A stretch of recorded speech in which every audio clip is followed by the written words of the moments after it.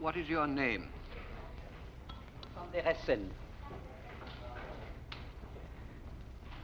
You swear to speak without hate nor fear, to say the truth, all the truth, only the truth. Raise the right hand and say, I swear. Je le jure. Would you like to sit?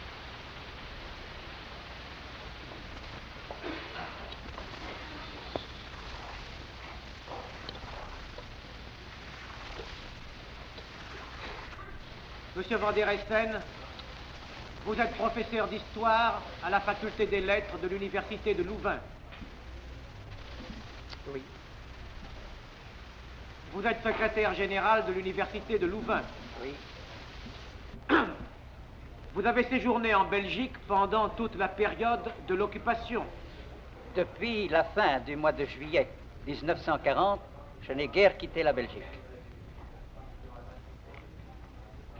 Pouvez-vous donner des indications sur la destruction de la bibliothèque de Louvain? Parfaitement. Comme on se le rappellera, déjà en 1914, cette bibliothèque, qui était certainement une des bibliothèques universitaires les mieux fournies de toute l'Europe, surtout en incunables manuscrits, livres du XVIe et du XVIIe siècle, avait été systématiquement détruite avec l'aide de pastilles incendiaires par les soldats allemands du 9e corps d'armée de réserve, commandé par le général von Boehm. Cette fois, en 1940, le même fait s'est répété. Cette bibliothèque a été systématiquement détruite par l'armée allemande. Et pour le savoir et pour le comprendre, je dois d'abord dire que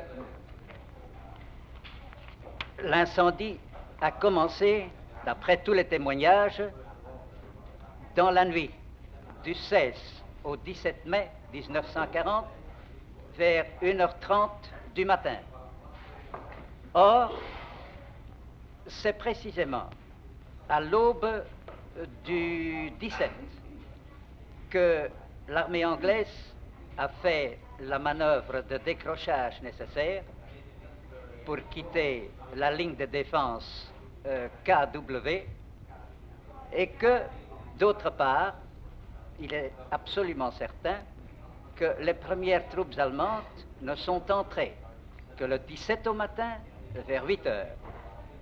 Ce qui a permis cet écart entre le départ des troupes anglaises d'une part et l'arrivée des Allemands a permis à ces derniers de répandre la version d'une destruction systématique de la bibliothèque par les troupes britanniques.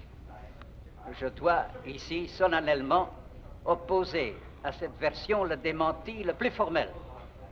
La bibliothèque de l'université de Louvain a été détruite systématiquement par le tir de l'artillerie allemande. 2 batteries ont été postées, l'une dans le village de Corbéclos, C-O-R-B-E-K, et l'autre batterie a été postée dans le village de Lovenjoul, L-O-V-E-N-J-O-U-L. Ces 2 batteries, chacune de son côté, ont visé systématiquement la bibliothèque. Et rien que la bibliothèque. Parce que la meilleure preuve en est que lorsque les bombes sont tombées, elles sont toutes tombées sur la bibliothèque. Une seule maison a été touchée par hasard dans le quartier où cette bibliothèque se trouvait. Il a été touché, la tour a été touchée 11 fois. 4 fois du côté de la batterie qui tirait de Lovenjoul, 7 fois du côté de la batterie qui tirait de Corbéclos. Et au moment où la batterie de Lovenjoul a commencé, ou allait commencer le feu, l'officier qui la commandait a demandé à un habitant du village, l'échevin Vigneron, de l'accompagner dans les champs. Ils sont allés dans les champs et arrivés en un endroit d'où on pouvait apercevoir de loin la tour de la bibliothèque. L'officier a demandé « Est-ce bien la tour de la bibliothèque de l'université ?»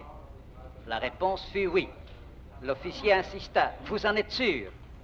Mais oui, répond le paysan, puisque je la vois tous les jours et comme vous la voyez maintenant. Et 5 minutes après, le feu a commencé et le témoin a alors vu les bombes arriver sur la bibliothèque et immédiatement une colonne de fumée s'élever tout près de la tour. De sorte qu'il ne peut pas y avoir le moindre... Monsieur Van Dersen, would you try and speak a little bit slower? It's difficult for the translation to come through to us. De sorte qu'il ne peut pas y avoir le moindre doute que ce bombardement a été systématique et ne visait que la bibliothèque. D'autre part, il est certain aussi qu'une escadrille de 43 avions a survolé la bibliothèque et a laissé tomber des bombes sur le monument.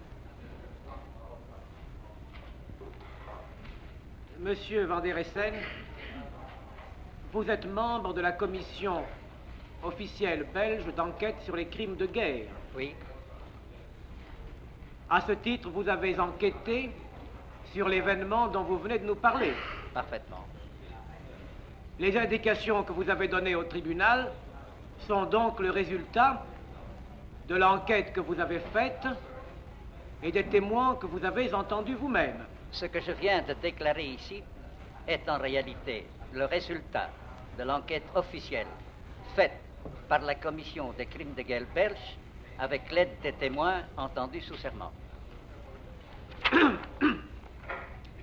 Pouvez-vous donner des indications sur l'entreprise de nazification de la Belgique par les Allemands et notamment sur les atteintes à l'organisation normale et constitutionnelle des pouvoirs publics?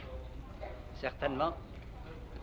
D'abord, je crois qu'il est intéressant de signaler que les Allemands ont violé un des principes fondamentaux de la Constitution et des institutions belges qui consiste dans la séparation des pouvoirs, c'est-à-dire la séparation du pouvoir judiciaire, du pouvoir exécutif et du pouvoir législatif. Parce que dans les nombreuses organisations d'ordre nouveau qu'ils ont créées eux-mêmes, soit par ordonnance, soit en suggérant la création de ces organismes à ceux qui étaient leurs collaborateurs, ils ont toujours confondu le législatif et l'exécutif. Et d'autre part, dans ces organismes, la liberté de la défense, la liberté de parole de la défense n'a jamais été ou très mal respectée. Mais ce qui est beaucoup plus important, c'est le fait qu'ils s'en sont pris à une organisation qui remonte très haut dans notre histoire, qui remonte au Moyen-Âge, c'est-à-dire l'autonomie communale. L'autonomie communale qui nous garantit et garantit le peuple contre une intervention trop dangereuse du pouvoir central. Eh bien là, voici ce qui s'est passé. Il suffirait de lire ou d'avoir lu pendant quelque temps les journaux belges qui paraissent actuellement pour constater que les bourgmestres, donc les chefs de la commune, les échevins des principales villes belges comme Bruxelles, Gand, Liège, Charleroi et aussi de beaucoup de villes de seconde catégorie, que tous ces échevins et ces bourgmestres sont ou bien en prison ou bien sont en passe de comparaître devant le Conseil de guerre. Ce qui, je pense, prouve suffisamment que ces bourgmestres et ces échevins ne sont pas ceux qui avaient été nommés par le roi et le gouvernement belge avant 1940, mais étaient tous des gens imposés par l'ennemi au moyen de leur groupe de collaborateurs VNV ou rexistes. Or, il est d'une importance capitale de constater ce fait, parce que le bourgmestre... You're still going too fast, Mr. Van der Essen. Il est d'une importance capitale de constater ce fait parce que le bourgmestre du moment qu'il dépend directement du pouvoir central. En d'autres mots, du moment qu'on appliquait là le Führerprinzip, pouvait intervenir de toutes sortes de manières dans la vie administrative, politique et sociale. Le bourgmestre nomme les échevins. Les échevins nomment les employés et les fonctionnaires communaux. Et du moment donc que le bourgmestre appartenait à ce parti-là, était nommé par ce parti, il nommait comme fonctionnaires communaux des gens de ce parti, qui alors pouvaient refuser les cartes de ravitaillement aux réfractaires, donner à la police la liste des communistes ou de ceux qui étaient soupçonnés être tels.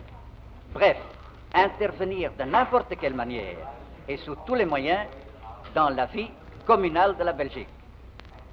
Et si on examine et les grandes villes et les petites villes, on peut dire qu'il y avait vraiment partout un véritable réseau d'espionnage et d'interférence, d'intervention à la suite des événements ou des faits que je viens de vous communiquer.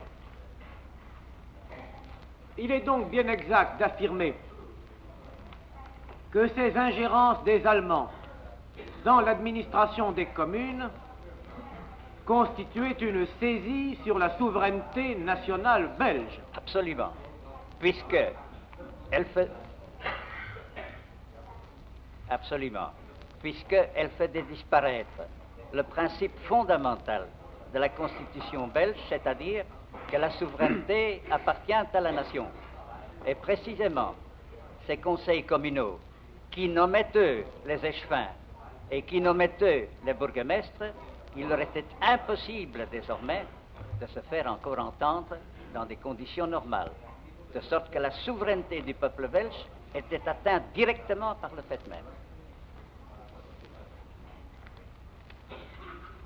Puisque vous êtes professeur d'enseignement supérieur, pouvez-vous nous donner des indications sur les interventions dans l'enseignement? Oui, parfaitement. D'abord, il y a eu des interventions dans le domaine de l'enseignement primaire et secondaire par l'intermédiaire du secrétaire général de l'instruction publique, sur lequel les Allemands ont exercé une pression. Une commission a été constituée qui a été chargée d'épurer, de faire l'épuration des manuels d'enseignement. Il a été interdit d'employer encore des manuels où il était question de ce que les Allemands avaient fait en Belgique pendant la guerre de 14-18. Ces chapitres-là étaient absolument interdits et on pouvait encore, dans les librairies et dans les maisons d'édition, vendre ces livres à une condition, c'est que le vendeur ou le libraire arrache ce chapitre. Quant aux livres nouveaux, qui devaient donc être réimprimés ou réédités, cette commission indiquait exactement ce qui devait être définitivement barré ou enlevé. Voilà pour ce qui concerne une intervention très inquiétante et très importante dans l'enseignement primaire et dans l'enseignement secondaire. Pour ce qui concerne l'enseignement supérieur, là, l'intervention s'est déclenchée, pour ainsi dire, dès le commencement de l'occupation. Et tout d'abord, pour des motifs que je n'ai pas à exposer ici, mais qui sont bien connus, contre l'Université libre de Bruxelles. Les Allemands ont imposé d'abord à l'Université de Bruxelles la présence d'un commissaire allemand, qui avait donc en somme en main toute l'organisation de l'université, qui la contrôlait, et je crois même au point de vue comptabilité. De plus, ils ont imposé des professeurs d'échange. Mais les difficultés graves ont commencé le jour où, à Bruxelles comme ailleurs, ils ont exigé qu'on leur communique tous les projets de nomination et toutes les nouvelles nominations professorales, de même que l'attribution des cours et des différentes matières universitaires qui étaient enseignées. Le résultat a été qu'à Bruxelles, en vertu donc de ce droit qu'ils s'étaient arrogé, ils ont voulu imposer 3 professeurs, dont 2 étaient manifestement inacceptables pour tout Belge digne de ce nom. Il y en avait un notamment qui, ayant été membre du Conseil des Flandres pendant l'occupation de 1914-1918, avait été condamné à mort par la justice de son pays et que l'on voulait imposer comme professeur en 1940 à l'Université de Bruxelles. Dans ces conditions, l'université a refusé d'accepter ces professeurs, ce qui a été considéré par l'autorité occupante comme étant du sabotage. Et alors, comme sanction, le président du conseil d'administration de l'université, les principaux membres du conseil d'administration, les doyens des principales facultés et quelques professeurs qui étaient particulièrement connus comme étant antifascistes ont été arrêtés et incarcérés dans la prison de Huy, avec cette circonstance aggravante qu'ils étaient considérés comme otages et que, s'il se produisait un acte quelconque de sabotage ou de résistance, ils pouvaient comme tels être fusillés. Pour ce qui concerne les autres universités, je viens déjà de vous le dire, on a donc voulu imposer la présence de professeurs d'échange. Il n'y en a pas eu à Louvain parce que nous avons refusé catégoriquement d'en recevoir. D'autant plus qu'il est apparu par après que ces professeurs d'échange n'étaient pas avant tout des savants qui venaient communiquer le résultat de leurs recherches et de leur travail scientifique, mais que une grande majorité d'entre eux étaient plutôt des agents d'observation du pouvoir occupant. À ce propos, est-il exact que les autorités belges ont pu découvrir le rapport de l'un de ces professeurs dits invités? Le fait est parfaitement exact. Les autorités belges ont pu mettre la main sur le rapport du professeur von Mackensen, qui était donc envoyé comme professeur d'échange à l'université de Gand.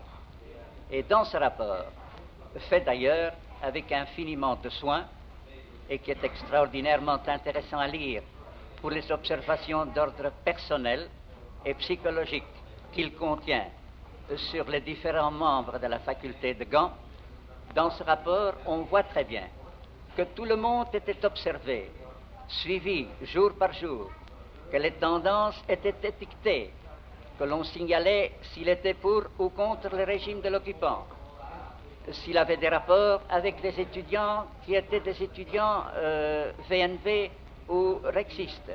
Bref, les moindres faits et gestes de tous les professeurs du corps professoral étaient soigneusement notés. Je l'ajoute avec beaucoup de précision et beaucoup d'exactitude. C'était un travail presque d'ordre scientifique, mais c'était un travail de délation. Monsieur Van der Essen, j'ai exposé ce matin au tribunal divers incidents qui se sont produits à l'université de Louvain, dont vous êtes le secrétaire général.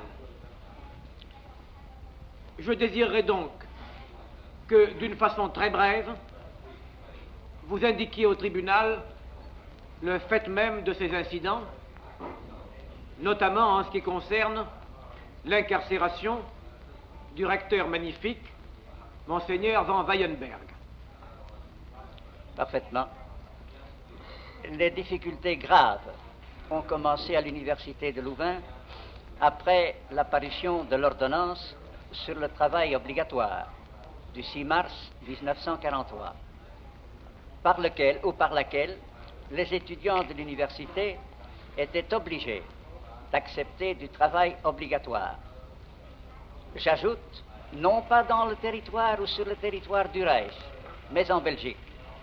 Seulement, la conséquence de ce fait-là, cette sorte d'avantage que l'on semblait accorder aux étudiants des universités, était absolument inadmissible pour les patriotes belges, pour le très simple motif que si les étudiants universitaires acceptaient d'aller travailler dans les usines belges, par le fait même, ils en expulsaient des ouvriers, et que ces ouvriers-là étaient alors transférés en Allemagne, et que les étudiants prenaient leur place. Et c'est pour ce motif-là, d'abord parce qu'ils ne voulaient pas travailler pour l'ennemi, et en second lieu, parce que du point de vue social, ils voulaient se solidariser avec la classe ouvrière qui souffrait énormément, que les étudiants ont refusé. À Louvain, il y a eu, sur l'ensemble des étudiants, certainement les 2/3 qui ont refusé de faire le travail obligatoire, qui sont donc devenus réfractaires. Les cours se sont vidés, ils se sont cachés comme ils pouvaient, et plusieurs sont entrés dans le maquis. Alors, les autorités allemandes, voyant l'allure que prenaient les événements, ont exigé qu'on leur remette la liste des étudiants avec leurs adresses, de façon à pouvoir les faire arrêter chez eux, ou, si on ne les trouvait pas, de faire arrêter à leur place un frère, une sœur, un père, une mère, bref, le principe de la responsabilité pénale collective, qui ici, comme dans toutes les autres circonstances, a été appliqué. Après avoir employé des moyens de douceur, puis après un système de chantage, ils en sont finalement arrivés alors à des mesures proprement brutales. Ils ont fait une descente 2, 3 fois.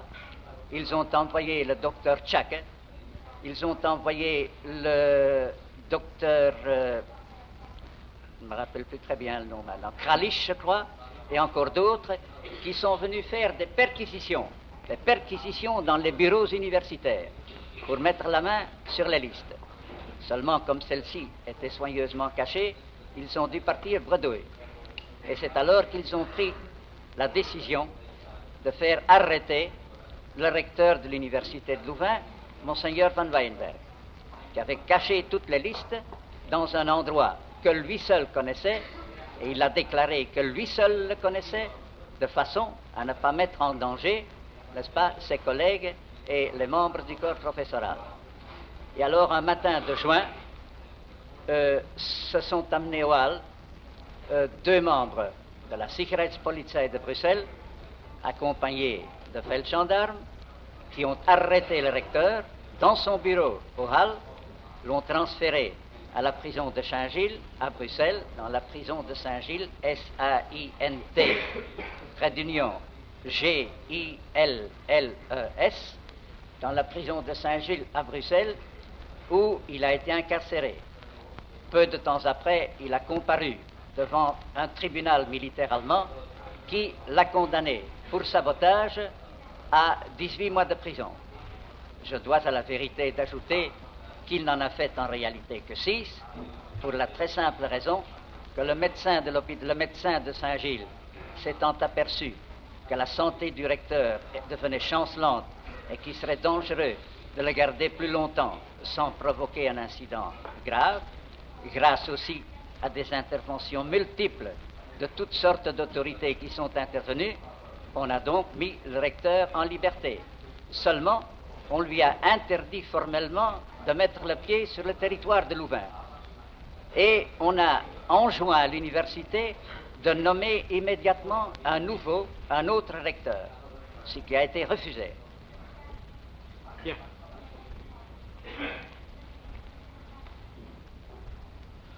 Est-il exact de dire que les autorités allemandes ont persécuté plus systématiquement les personnes qui appartenaient à l'élite intellectuelle? Oui. À ce point de vue-là, aucun doute ne peut exister. Et je pourrais donner, ou je peux donner comme exemple, les faits que voici. Lors de la prise d'otages, ce sont presque toujours des professeurs d'université, des médecins, des avocats, des hommes de lettres, et qui étaient pris comme otages pour leur faire convoyer les trains militaires. À l'époque où la résistance pratiquait le sabotage des lignes et faisait sauter les trains. Ces professeurs d'université, et parmi eux, je connais plusieurs de mes collègues de Gand, de Liège et de Bruxelles, qui ont été dans ce cas. Les professeurs d'université étaient installés dans le premier wagon suivant immédiatement la locomotive, de sorte que si l'attentat se produisait, ils étaient immanquablement exposés à la mort. Et je connais d'ailleurs un cas tout à fait typique et qui vous montrera qu'il ne s'agit pas ici d'un voyage de plaisir. Un jour, 2 professeurs de Liège, se trouvant dans un train de ce genre, ont assisté à la scène que voici. La locomotive a passé sur l'explosif ou sur la bombe. Le wagon dans lequel ils se trouvaient, par un hasard tout à fait extraordinaire, a passé aussi. Et c'est le second wagon dans lequel se trouvaient les gardes allemands qui a sauté. Et tous les gardes allemands ont été tués. D'autre part, plusieurs professeurs et intellectuels ont été déportés dans ce sinistre camp de Brendong, que vous connaissez, je pense. Et plusieurs aussi ont été déportés, les uns pour des actes de résistance, les autres pour des motifs totalement inconnus, dans des camps en Allemagne. Ainsi, des professeurs de Louvain ont été déportés à Buchenwald, au commando de Dora, à Neuengamme, à Grossrosen, ailleurs encore peut-être. Et je dois ajouter que ce ne sont pas seulement des professeurs de Louvain qui ont été déportés, mais aussi des intellectuels qui, dans la vie du pays, jouaient un rôle considérable.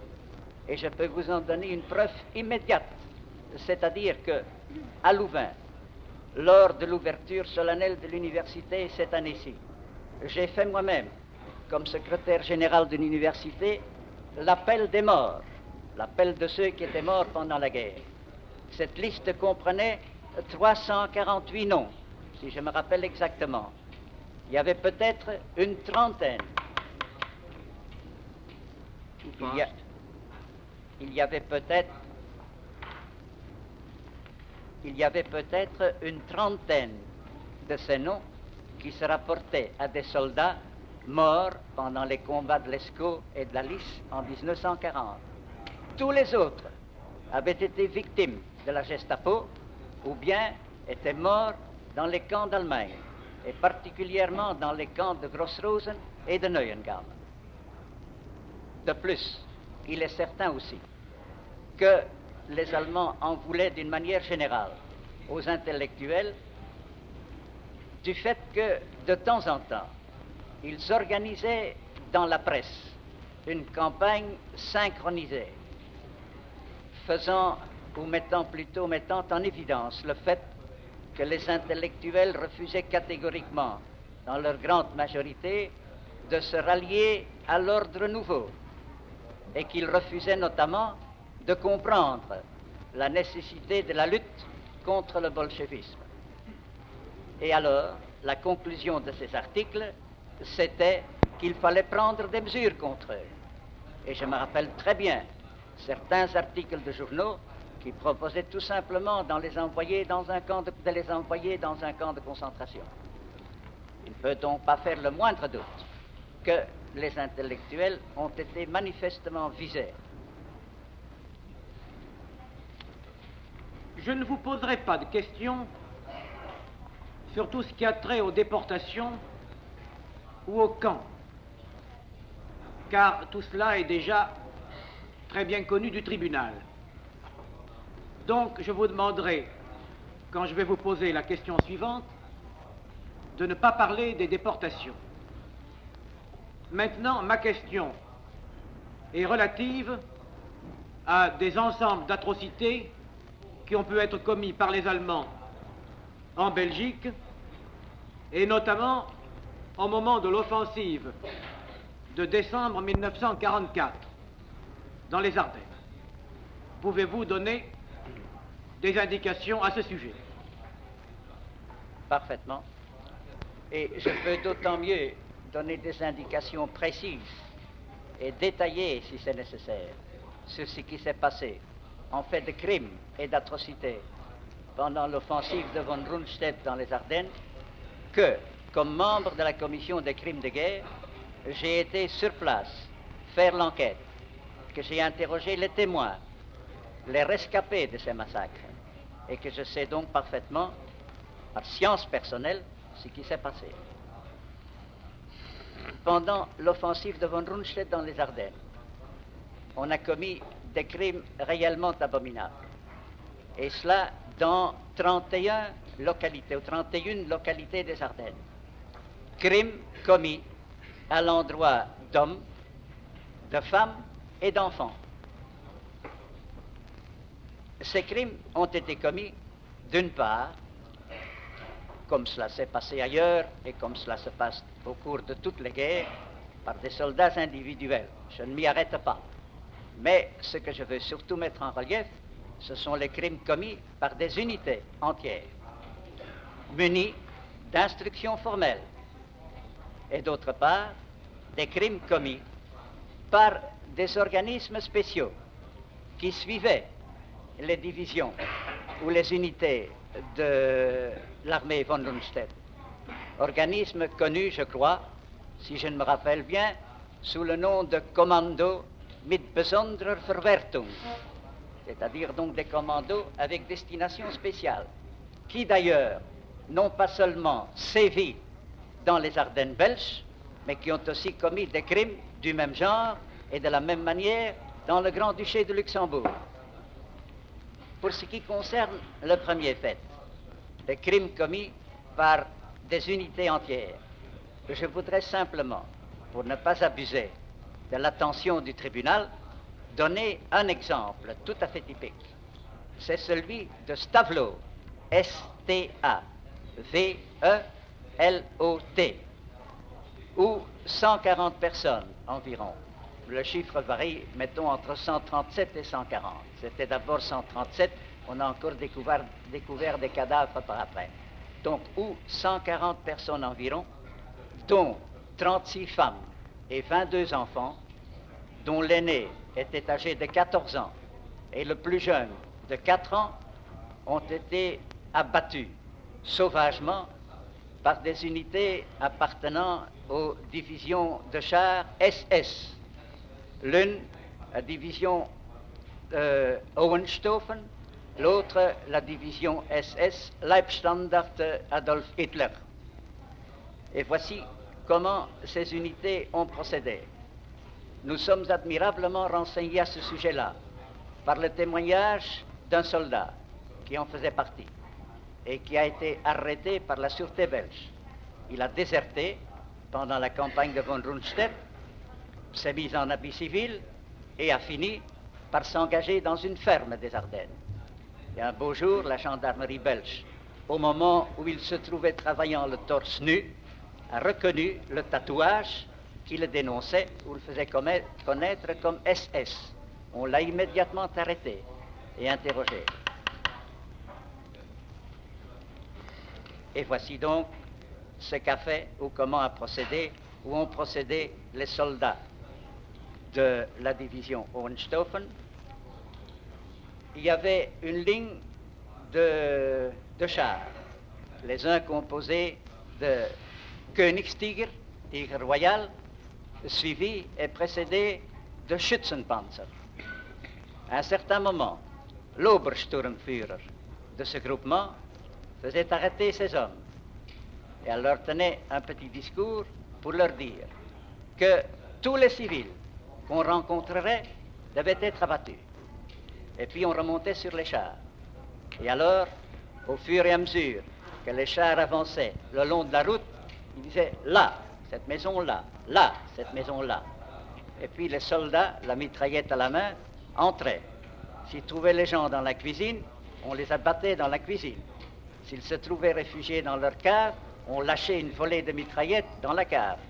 Si on les rencontrait sur la route, on les abattait sur la route. Et ce n'est pas seulement la division Hohenstaufen, mais c'est aussi la division Leibstandart Adolf Hitler et d'autres encore qui ont agi de cette manière-là. D'après des ordres formels donnés, n'est-ce pas, qu'il fallait abattre tous les civils. Pourquoi? précisément parce que, au cours de la retraite de septembre, c'est principalement dans cette partie des Ardennes que la résistance est entrée en action et que pas mal de militaires allemands ont été abattus au cours de cette retraite. C'est donc pour venger, n'est-ce pas, ce fait-là, et pour se venger de la résistance, que l'on a donné des ordres d'abattre impitoyablement tous les civils rencontrés au cours de cette offensive dans cette région-là. Pour ce qui concerne maintenant l'autre système, qui est peut-être encore plus important au point de vue des responsabilités, c'est que là, il s'agit donc de Kommando mit besonderer Verwertung. Chaque unité était accompagnée de gens du Sicherheitsdienst, de la police de sécurité, qui, dans la plupart des villages où ils sont arrivés, se sont mis immédiatement à interroger les gens sur la personne de ceux qui avaient fait partie de la résistance, sur l'armée secrète, sur l'endroit où ces gens habitaient, s'ils s'étaient enfuis ou s'ils étaient encore là. Bref, ils avaient avec eux des dossiers, ou plutôt des questionnaires dactylographiés qui comprenaient 27 questions, toujours les mêmes, qui étaient posées à tout le monde dans les villages où ils se sont rendus. Et à ce point de vue-là, ici, je procéderai comme j'ai procédé pour le numéro 1. Je voudrais simplement, pour ne pas abuser de la patience du tribunal, citer l'exemple de Bande. Bande, B-A-N-D-E, dans l'arrondissement de Marche. Là, un de ces détachements de la Sicherheitspolizei, qui se disait lui-même, dont les officiers se disaient eux-mêmes, envoyés spécialement par Himmler pour exécuter les gens de la résistance. Ce détachement-là s'est emparé de tous les hommes entre 17 et 32 ans. Puis, après les avoir interrogés à fond, et après avoir fait parmi eux un triage absolument arbitraire, parce qu'ils n'ont pas retenu des gens de la résistance, la plupart n'en avaient jamais fait partie, il n'y en a que 4 qui faisaient partie de la résistance. Ils les ont conduits alors, en les obligeant de lever les mains derrière la tête, le long de la grande route de Marche à Bastogne. Et puis, arrivés devant une maison en ruine, qui avait été incendiée en septembre, l'officier commandant le détachement s'est posté à l'intérieur de l'entrée. Et puis un Feldwebel s'est amené à poser la main sur l'épaule du dernier homme du 3e rang et s'est acheminé vers l'entrée de la maison. Et là, l'officier, armé d'une mitraillette, a abattu le prisonnier d'une balle dans la nuque. Puis, les 34 jeunes gens qu'on a ainsi retenus ont été exécutés de cette façon-là par le même officier, qui ne s'est pas contenté de les avoir abattus d'une balle dans la nuque, mais qui, après avoir précipité d'un coup de pied les cadavres dans une cave qui se trouvait juste devant lui, a encore lâché alors une volée de mitraillettes pour être bien sûr qu'il serait mort.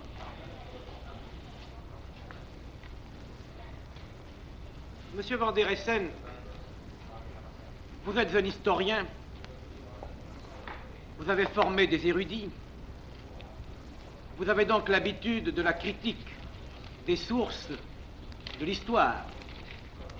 Pouvez-vous dire qu'il n'existe pas de doute dans votre esprit, d'après votre enquête, sur le fait que ces atrocités révèlent une organisation d'ensemble et certainement des instructions supérieures? Bien, je crois que je puis affirmer en âme et conscience que je suis absolument convaincu de l'existence d'une organisation d'ensemble. Je voudrais vous poser une dernière question. Je crois avoir compris que vous n'avez, vous-même, jamais été arrêté ou spécialement inquiété par les Allemands. Je voudrais savoir si vous considérez que pour un homme libre, qui n'est pas personnellement visé par l'administration ou la police allemande, il est possible de mener sous l'occupation nazie une vie conforme à l'opinion qu'un homme libre se fait de sa dignité. Oui. Eh bien, tel que vous me voyez ici, devant vous, je pèse exactement 67 kilos. J'ai 1,67 m de taille, et c'est donc parfaitement normal, si j'en crois les informations de mes collègues de la faculté de médecine. Avant le 10 mai 40, avant que les avions de la Luftwaffe ne soient venus brusquement, sans déclaration de guerre, jeter la mort et la désolation en Belgique, je pesais 82 kilos. Eh bien, la différence entre ces 82 kilos d'avant le 10 mai et les 65 ou les 67 que je pèse maintenant est incontestablement la conséquence de l'occupation. Et je ne vais pas rester dans des détails, je ne vais pas rester dans des considérations d'ordre général, philosophique ou théorique. Je voudrais simplement, pour vous faire comprendre comment je conçois la chose, vous faire le récit, ça ne durera que 2 minutes, le récit d'une journée ordinaire d'un Belge moyen pendant l'occupation. Je crois que je pourrais prendre une journée de l'hiver de 1943. À 6 heures du matin, on vient sonner. Évidemment, la première idée que l'on a, tous nous l'avions, c'est la Gestapo. Ce n'était pas la Gestapo, c'était un feldgendarme qui m'a fait remarquer que la lumière brûlait dans mon bureau et que, étant donné les nécessités d'occultation, je devais faire attention dans la suite. Ça se passe bien. Mais le choc nerveux avait été là, au premier moment. À 7h30, arrive le facteur m'apportant ma correspondance. Il déclare à la servante qu'il désire me voir personnellement. Je descends et le facteur me dit « Monsieur le professeur, n'est-ce pas, vous savez que je suis membre de l'armée secrète et que je suis au courant de ce qui se passe. Les Allemands ont l'intention d'arrêter aujourd'hui, à 10 heures, tous les anciens militaires de l'armée belge qui se trouvent dans cette région. Votre fils devrait immédiatement disparaître. » Je me précipite en haut, j'éveille mon fils, je lui fais faire son baluchon et je l'envoie là où il devait être. À 10 heures, je prends le tram pour Bruxelles. Arrivé à quelques kilomètres de Louvain, le tram s'arrête. Patrouille de feldgendarmerie qui nous fait tous descendre. On nous met, quel que soit notre rang social, notre qualité, naturellement, la figure tournée vers le mur et les bras en l'air. Et on nous fouille complètement. Puis, n'ayant trouvé ni armes, ni papier compromettant d'aucune sorte, on nous laisse tranquillement remonter dans le tram. Nous continuons. Et à peu près quelques kilomètres plus loin, voici que le tram est arrêté par un attroupement qui s'est formé sur la route et qui empêche donc le tram de passer. Je vois plusieurs femmes qui pleurent, j'entends des cris, des lamentations, je m'informe et on me dit, oui, voilà, n'est-ce pas, ce sont des réfractaires qui, au travail obligatoire, qui habitaient ici dans le village. Cette nuit, la Sicherheitspolizei est venue pour les arrêter, ils ne les ont pas trouvés et ils ont emmené le vieux père de 82 ans ainsi qu'une jeune fille de 16 ans, comme étant responsables, n'est-ce pas, du fait que leur frère s'était caché et avait disparu. Et puis je continue, j'arrive à Bruxelles pour assister à une séance de l'académie. Et là, la première chose que le président me dit, Van der Essen, est-ce que tu as appris ce qui s'est passé? J'ai dit non. 2 de vos collègues ont été arrêtés hier en pleine rue. Ils ont disparu, leurs femmes sont dans une angoisse terrible, on ne sait pas pourquoi ils ont été arrêtés et on ne sait pas où ils sont. Et puis le soir, je rentre,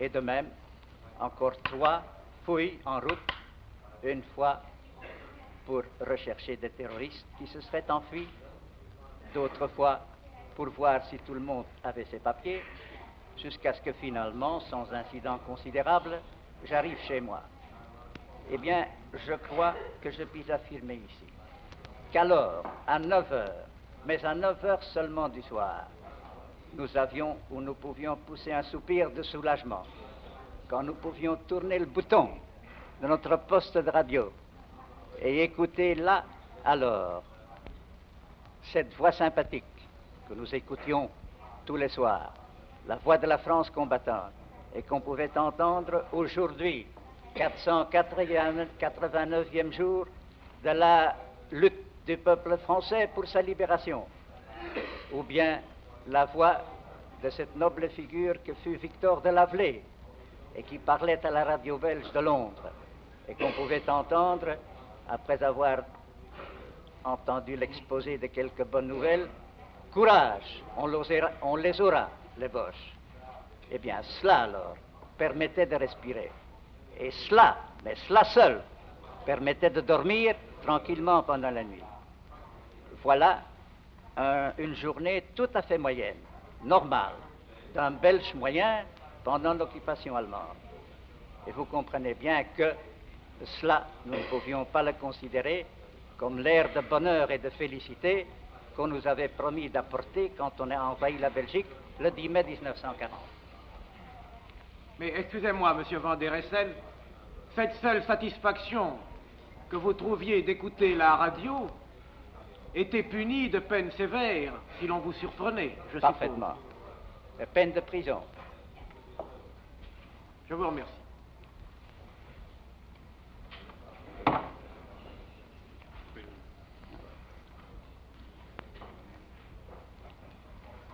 Have you finished, Mr. Faure? Non, plus de questions. You have finished.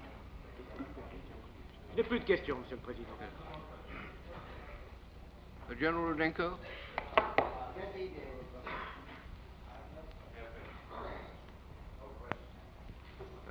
Do any of the defendant's counsel wish to ask any questions?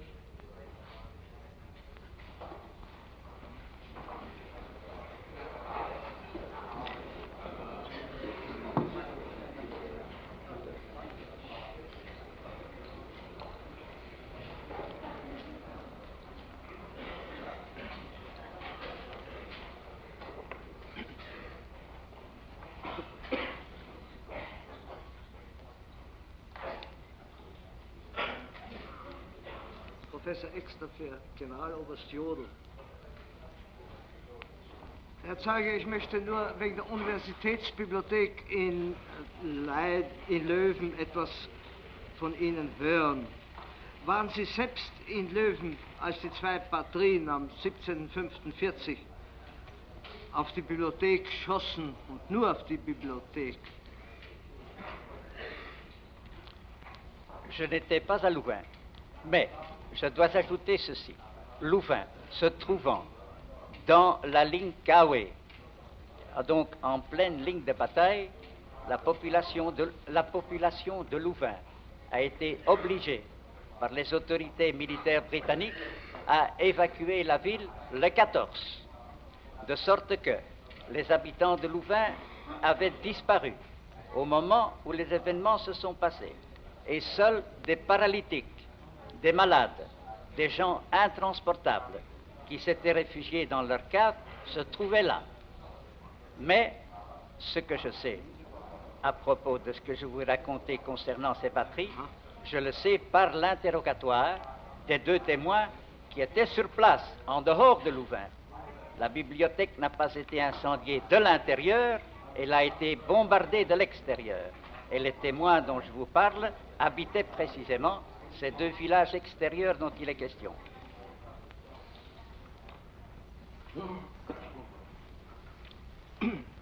Waren zu der Zeit noch belgische oder englische Truppen in der Stadt?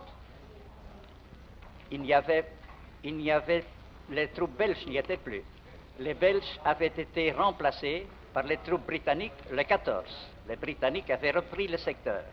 Et au moment où l'on a constaté l'incendie de la bibliothèque, les premières flammes, dans la nuit du 16 au 17, à 1h30 du matin, les troupes anglaises étaient parties. il ne restait plus que quelques tanks qui faisaient les manœuvres de décrochage, tiraient de temps en temps un coup de canon pour faire croire à l'adversaire que le secteur était encore occupé par l'armée britannique.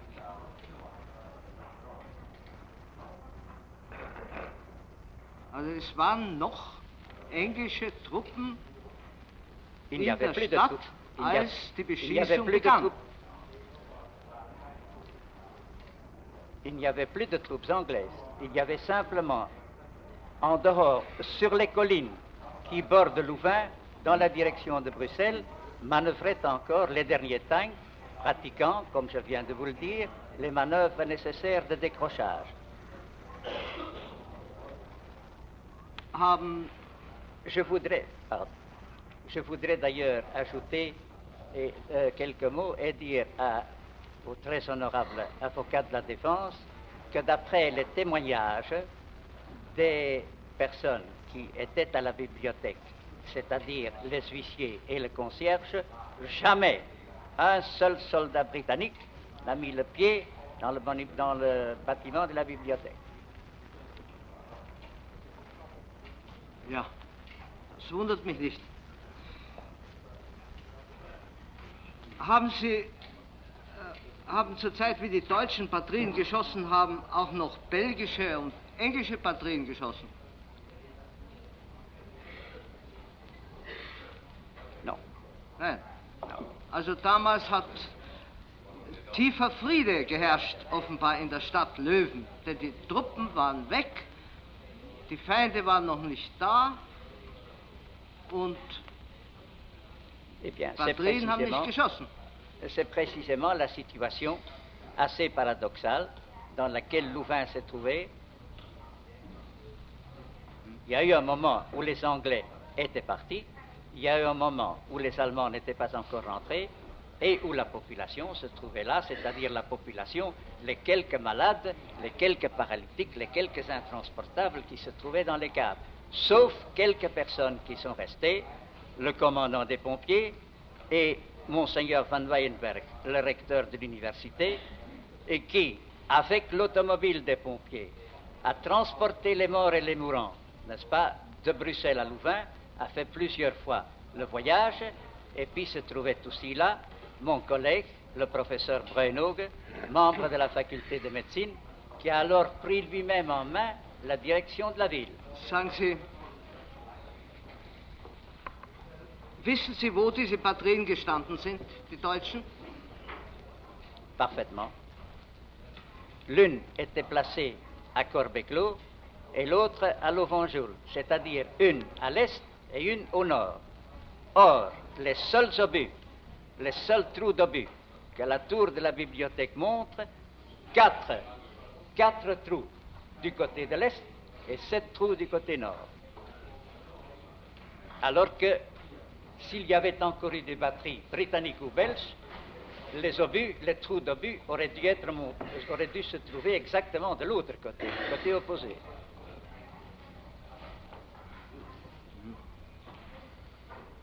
Wissen Sie etwas über das Kaliber dieser Batterien?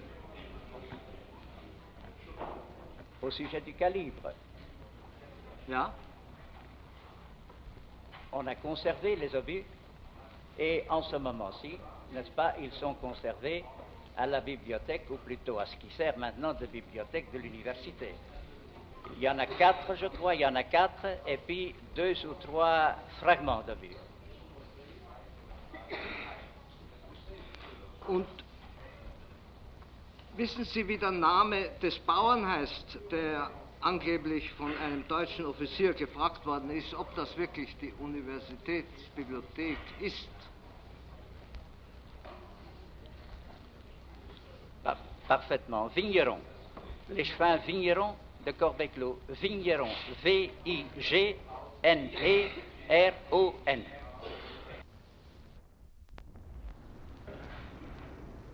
Kennen Sie den Bauern selbst? Kennen Sie ihn? Non, je ne le connais pas personnellement.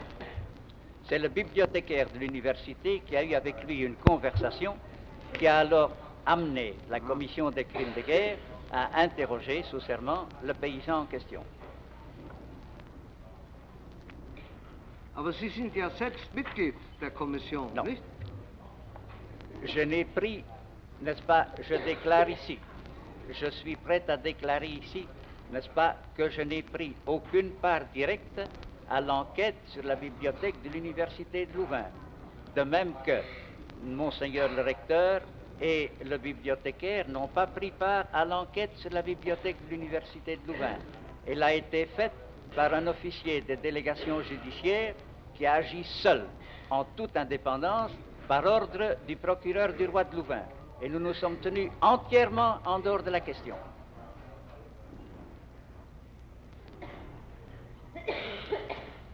Haben Sie die Akten gesehen? Les archives, parfaitement. Ja. Oui. Ja. Mich wundert, dass man sie nicht hierher gebracht hat. Sagen Sie, warum hat sich der Direktor der Bibliothek oder der unmittelbar Betroffene nicht nach Besetzung der Stadt an den Bürgermeister gewendet oder der Bürgermeister an den Stadtkommandanten gewendet? Que voulez-vous dire? Je ne comprends pas très bien la question que vous me posez. Na, als das deutsche Militär kam, dann wurde ein Stadtkommandant eingesetzt. Warum hat sich nicht entweder der Bürgermeister oder der Direktor der Universitätsbibliothek an den Stadtkommandanten gewandt und diese Sache vorgebracht? Pourquoi il n'a pas exposé ces choses-là? Mais pour le très simple motif qu'en ce moment-là, tout était dans le désordre le plus complet. Il n'y avait presque plus personne en ville. Il n'y avait presque plus personne. Il n'y avait presque plus personne en ville. Yes. Go on. Il n'y avait presque plus personne en ville. Et d'autre part, aussitôt que l'armée allemande est arrivée, elle a fermé d'une façon systématique et définitive les grilles d'accès à la bibliothèque, de façon à ce que les Belges ne puissent plus y faire la moindre enquête. Et alors, 2 commissions d'enquête allemandes sont venues sur place. La première a fonctionné le 26 mai 1940.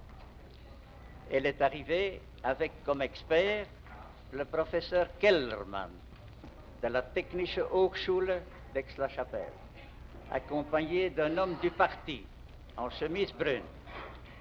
Ils ont examiné ce qu'il y avait et ils ont fait comparaître devant eux comme témoins le recteur de l'université et le bibliothécaire.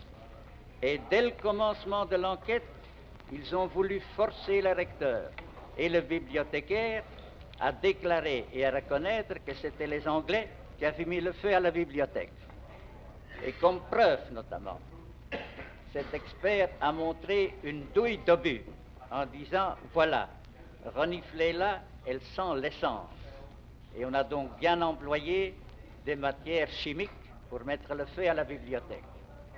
Et alors le recteur et le bibliothécaire de l'université lui ont fait remarquer ceci. Où avez-vous trouvé ces douilles d'obus, monsieur l'expert?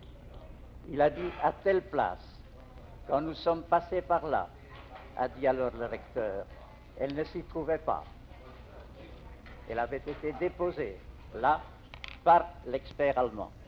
Et j'ajouterai, si vous permettez, parce que c'est d'une importance capitale, j'ajouterai qu'une seconde commission d'enquête est arrivée au mois d'août 1940, présidée par un homme extrêmement distingué, l'Obergerichtsrat von Beust, accompagné cette fois-ci de l'expert qui avait dirigé l'enquête sur l'incendie du Reichstag.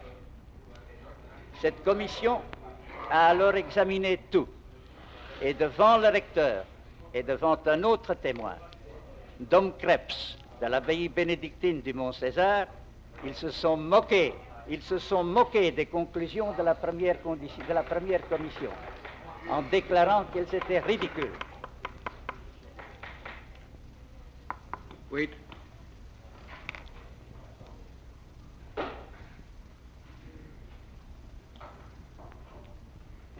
Je disais donc, Wait.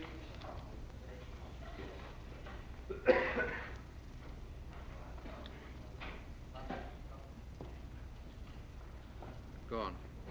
je disais donc que cette seconde commission, présidée par l'Obergerichtsrat von Beust, assistée de l'expert qui avait examiné l'affaire de l'incendie du Reichstag, a déclaré devant des témoins belges, en toute franchise, que les conclusions de cette première commission étaient ridicules.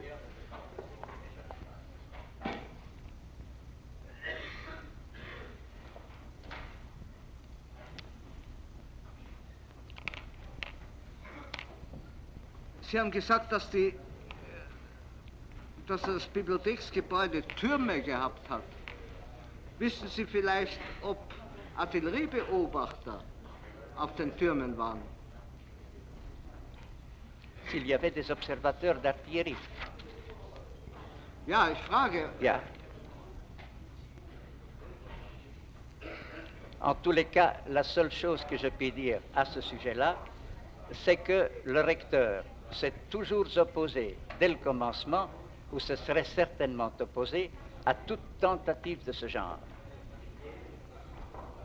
Sachant bien que la présence d'observateurs d'artillerie aurait été évidemment une occasion et une raison pour l'ennemi de tirer sur la bibliothèque. Ça, c'est évident. Le recteur le savait et il m'a toujours dit à moi, nous devons faire terriblement attention à ce que les soldats britanniques ou d'autres qui pourraient prendre le secteur ne montent sur la tour.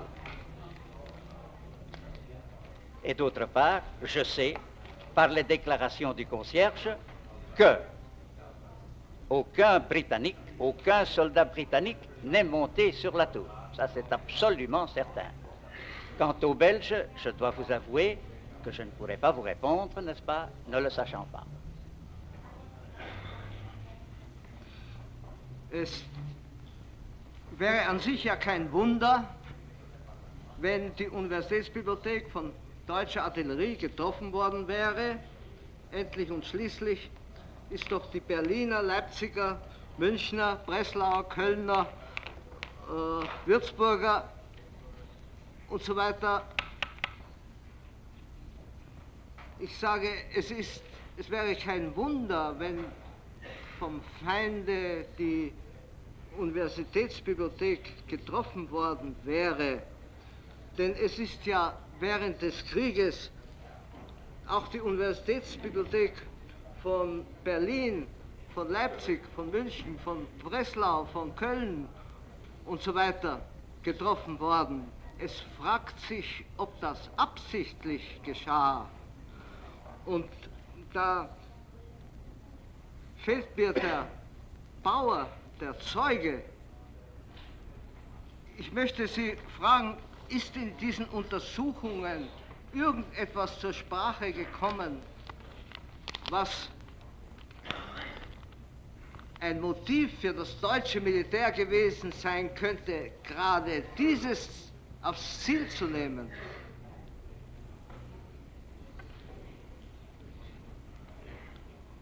D'après l'ensemble des témoignages recueillis, il semble bien, et c'est là la conclusion à laquelle la commission est arrivée, que le motif, je ne dirais pas certain, parce qu'il n'y a pas de certitude dans ce genre de choses, mais le motif absolument probable, presque certain, le motif de la destruction de la bibliothèque, c'est que l'armée allemande a voulu faire disparaître un monument qui était en somme un monument commémorant le traité de Versailles, puisque sur la bibliothèque se trouvait une vierge casquée qui écrasait de son pied le dragon, c'est-à-dire l'ennemi. Et certaines conversations d'officiers allemands semblent avoir laissé l'impression très nette que c'est bien pour faire disparaître un témoignage de la défaite de l'autre guerre, et surtout du traité de Versailles, que l'on a systématiquement voulu incendier ce bâtiment-là. Je me permets d'ajouter que ce n'est tout de même pas la première fois que l'armée allemande aurait détruit la bibliothèque universitaire de Louvain.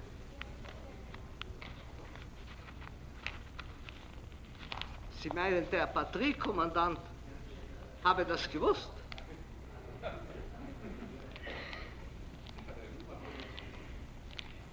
Ici, il y a un témoignage extrêmement intéressant que je voudrais soumettre à l'honorable avocat de la défense.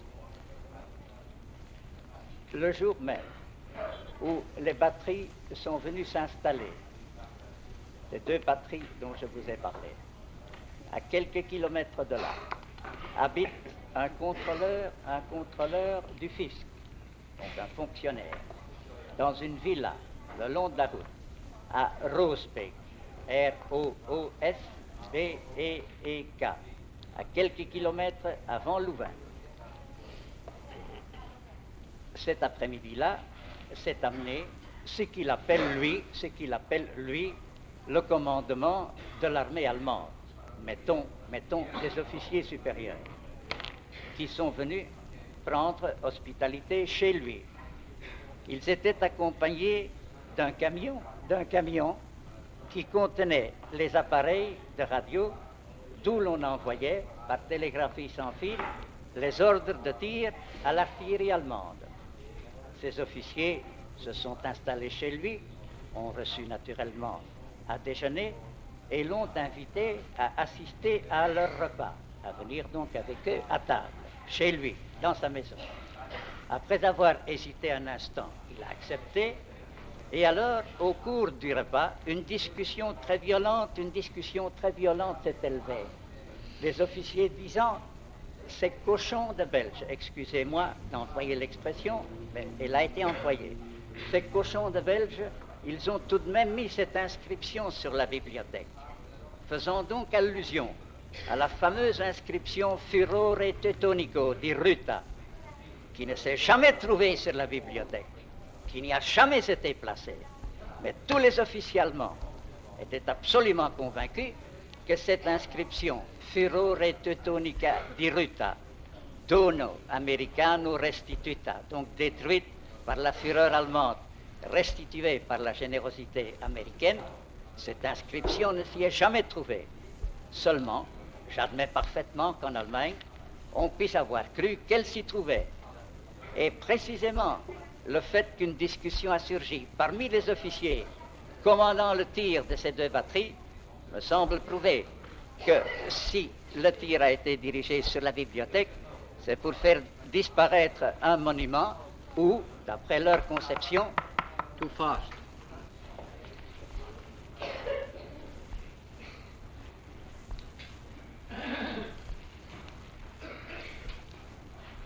Yes, go on.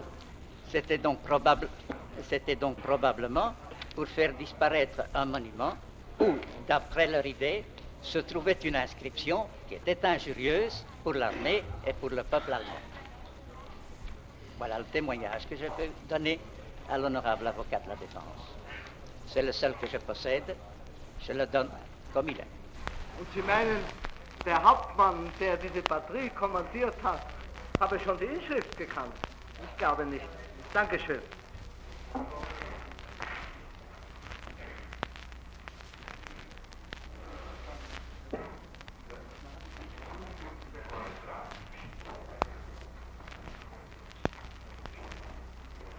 Rechtsanwalt Stamer, Verteidiger von dem Angeklagten Göring.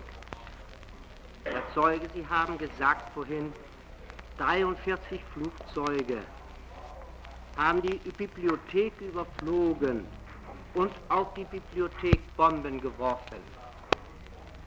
Wie Sie vorhin sagen von Herrn Professor Exner, waren Sie ja selbst nicht in der Stadt anwesend. Woher haben Sie diese Nachricht? Comme je l'ai déjà dit antérieurement, ce n'est évidemment pas mon témoignage que je cite ici, parce qu'il n'y en a pas pour ce qui me concerne. Mais c'est ici le témoignage de l'avocat, le témoignage de l'avocat David, de l'avocat David, de l'avocat David, en campagne à Kessel-Lo. Et cet avocat David s'est élevé le matin pour inspecter le ciel parce qu'il y avait chez lui réfugiés un nombre considérable de personnes, dont des femmes et des enfants. Et comme il y avait continuellement un passage d'avion, il était donc sorti au matin pour voir ce qui se passait. Et il a vu passer cette escadrille d'avions, il a compté, notez que c'est un ancien combattant, il a compté les avions, il en a compté 43. Ils ont volé dans la direction de la bibliothèque et arrivé au-dessus de la bibliothèque, exactement au pignon situé le plus loin, dans la direction du témoin. Donc, situé le plus loin du témoin, une bombe est tombée. Et il a vu immédiatement une fumée s'élever du toit de la bibliothèque. Voilà le témoignage sur lequel se base l'affirmation que j'ai émise là tantôt. Dann hat also eine Bombe die Bibliothek getroffen. Il faut distinguer ici, monsieur l'avocat, entre le tir d'artillerie et les bombes jetées d'avion. Il est absolument certain, semble-t-il, du point de vue technique, qu'une bombe d'avion a touché la bibliothèque parce que le toit, qui a donc une couverture métallique soutenant évidemment la partie extérieure du toit, cette couverture métallique est restée entièrement droite, sauf précisément à cette partie-là où elle est profondément inclinée. Et d'après ceux que nous avons consultés à ce sujet, et qui sont donc des techniciens, ils ont dit qu'un enfoncement dans une masse métallique comme celle-là n'aurait jamais pu être produit par un simple tir d'artillerie, et que c'est probablement l'effet d'une bombe qui, en cet endroit-là de la bibliothèque, est tombée.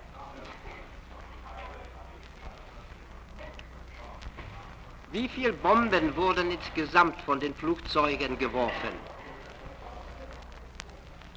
Combien de bombes, étant donné que le témoin se trouvait sur une hauteur dominant la ville de Louvain, d'où il pouvait voir dans la plaine la bibliothèque, il lui a évidemment été impossible de compter exactement toutes les bombes que les avions ont jetées. Il a simplement vu tomber les bombes, puis il a vu la colonne de fumée qui s'est élevée du toit de la bibliothèque. C'est tout ce que je peux vous dire à ce moment. Wie viele Bombeneinschläge hat dann die Stadt aufzuweisen? Wie viele Bombeneinschläge sind in der Stadt festgestellt worden? Sur ce point-là, je ne pourrais pas vous donner de renseignements.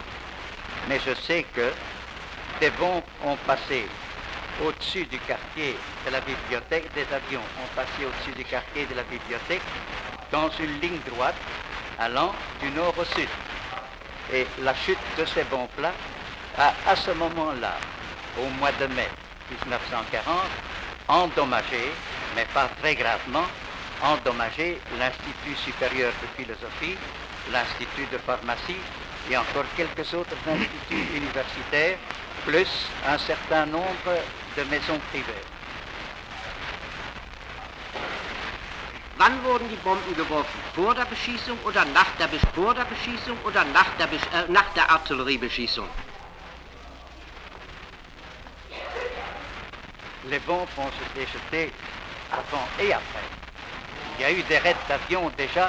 Moi-même, j'ai assisté à un terrible raid d'avion dans l'après-midi du 10 mai 1940. Une bombe a été jetée par une escadrille de 7 avions, et je ne suis pas technicien militaire, mais ce que j'ai vu, moi, de mes yeux vus, ce sont 2 avions qui ont fait une descente en piqué et qui, sur sur la porte, sur le pont de la route de Tirlemont, ont jeté des bombes, avec la conséquence que un nombre considérable de maisons ont été démolies là-bas et 208 personnes tuées sur place. Le premier jour, l'après-midi, le 10 mai 1940.